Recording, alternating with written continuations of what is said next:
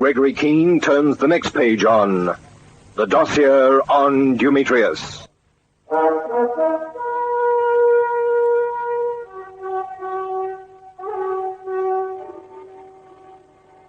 The note that Hedy Bergner had hidden on the storage depot attendant, scrawled in lipstick on a scrap of paper, had said, "Zarahoff, South Coast Aerodrome, Portugal, hurry." Well, you know what happened about that. With the help of the Yard and the county police, we finally pinned Zarahoff down to a fellow at a small field called Copperfield Heath, who owned a converted de Havilland Mosquito bomber, a plane capable of flying to Portugal, with Dumetrius.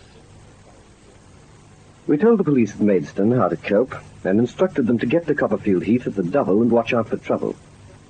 Colonel Fentress, Cutts, and I took off in my car and raced to join them. You remember a wild drive I took once before to that Norfolk quarry after Max Rubenstein? Well, it was nothing on this. Cutts drove my car about the fastest you can get. But we'd have needed jets to get to Copperfield Heath in time. Dumetrius was already there, with Hedy, Yachty Blum, and Zarahoff. Only Zarahoff was in the past tense. You didn't have to do that. Oh, how can you do it so coldly? This is no time for you to indulge yourself, Hedy. The man refused to take off. You suggest we should have calmly left him here to tell the police all about us? What we are doing with him now, Dumetrius? Let him lie. We have to face a difficult situation. Difficult is all you are calling it, Dumetrius. Now where we are going? It has come to this. All the killing, all the intrigue, the risks for nothing.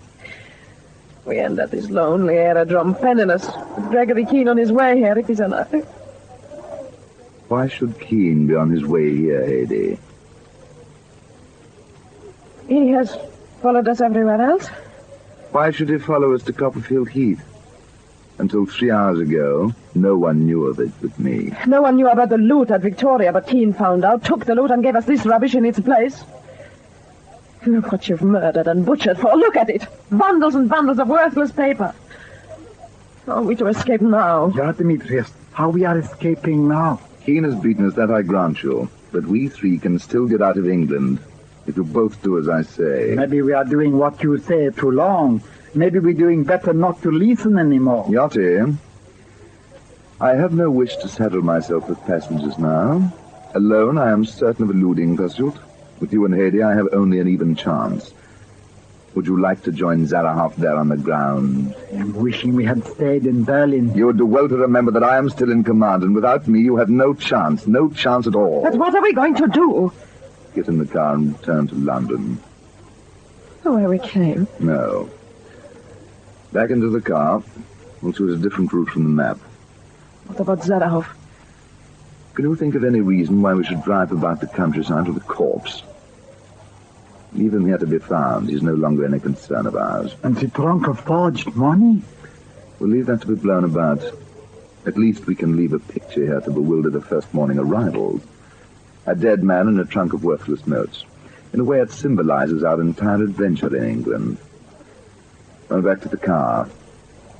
If Keene was not killed by our bomb, I swear I will not leave this country till he is. Well, there it is, Keene.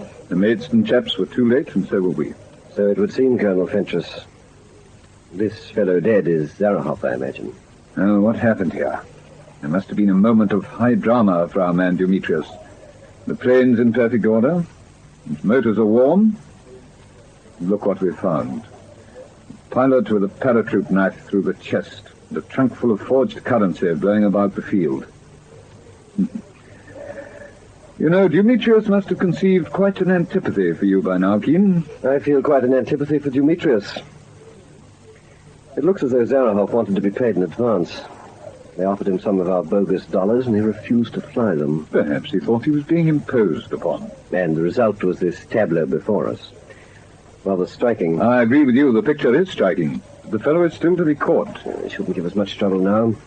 I wasn't in his shoes. When he arrived here, he must have thought the game was over. Only the pilot stood in his way. And paid, as they all have when they impeded the progress of Dumetrius. Keene, from now on, you'd better be careful. If the fellow's trapped, he'll try to take you with him. He's tried twice already. 3 times. Once at the quarry, once in Bowler's Lane, once with his homemade bomb. Those occasions were purely malice. Your removal didn't make any real difference to him. But he won't want to be taken alive, and he won't want to go without you. Then he's going to be disappointed. He'll have to go alone. Altogether alone, Keene? I know. There are still Yachty Bloom and Hedy Bergnar. I think we can say goodbye to them too now, old chap. Hedy, too? Twice she's tried to take the road back. Road back with us. If will Dumetrius leave her alive, now he knows there's no way out. Oh, come on. Let's have a word with those mates and chaps. That's one thing about working with the police, Keene. You don't have to worry about the licensing laws, and you want a hot toddy at 5 in the morning. Yachty, Yeah, how many Poles are there left you can really rely on? many.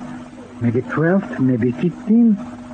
But it's not good if they are knowing about Gonski and Werfel. Gonsk and Werfel had to go.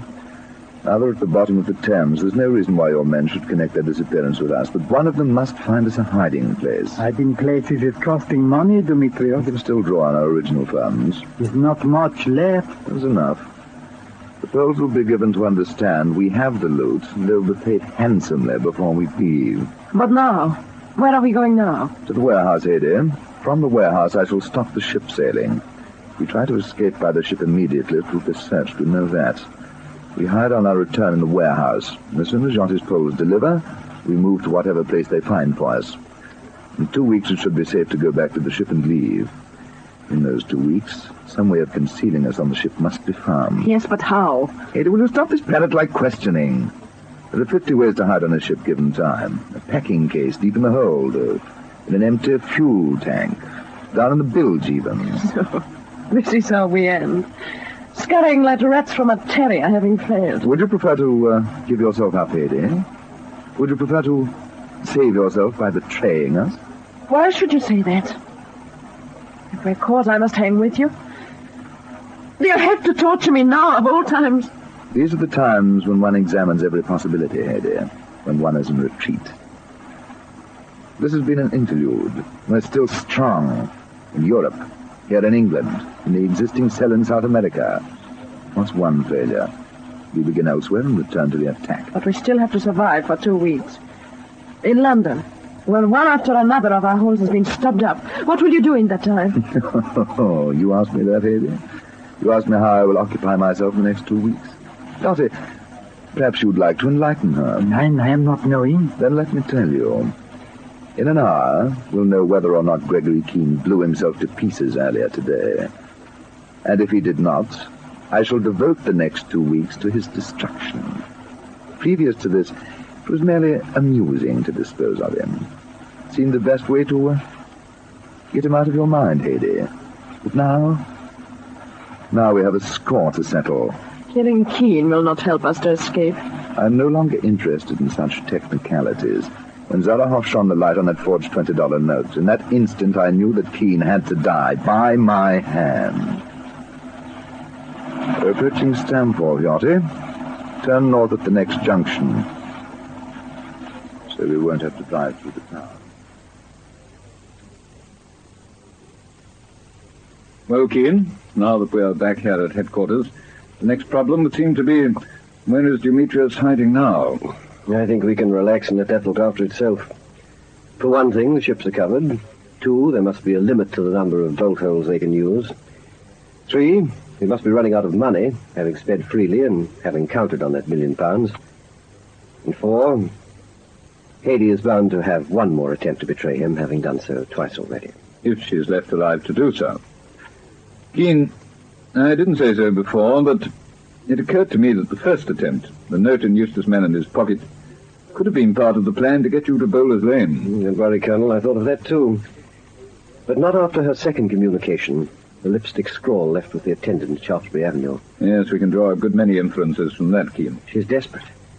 Must have been considerable risk in the second attempt. She's desperate, she's watched, and apparently she's not free to move about on her own, or she'd go straight to the nearest telephone. Correct. Well, I don't know about you. I'm going to turn in for a few hours home. Very well for you younger fellows. You staying here? Yes, Mr. Dossier. You must know it by heart. I do. And one day I'm going to solve the conundrum of Karl Scammell, who was murdered and whose body was found under the Orgartenstrasse rubble. Otto Schmidt, who bears Dumetrius a resemblance and who disappeared at the same time, and Dumetrius, who is not Otto Schmidt.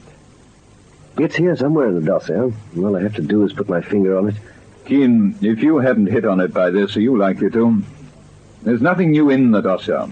Not on Scammell or Otto Schmidt. The only new thing in the dossier over the last 24 hours is the note Dumetrius left for me in the trunk full of explosives. A lot of help that's going to be.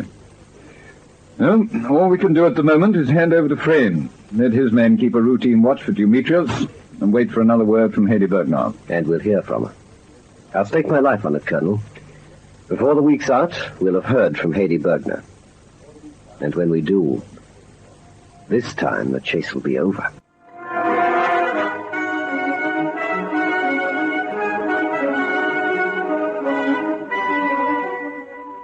And then the blinding thing happened. I sat there, going backwards and forwards over the dossier, comparing, casting aside, reading and rereading. Then I picked up the note from Dumetrius again, for the 50th time, and saw something I'd never seen before. At last, in that instant, I knew the true identity of Dumetrius.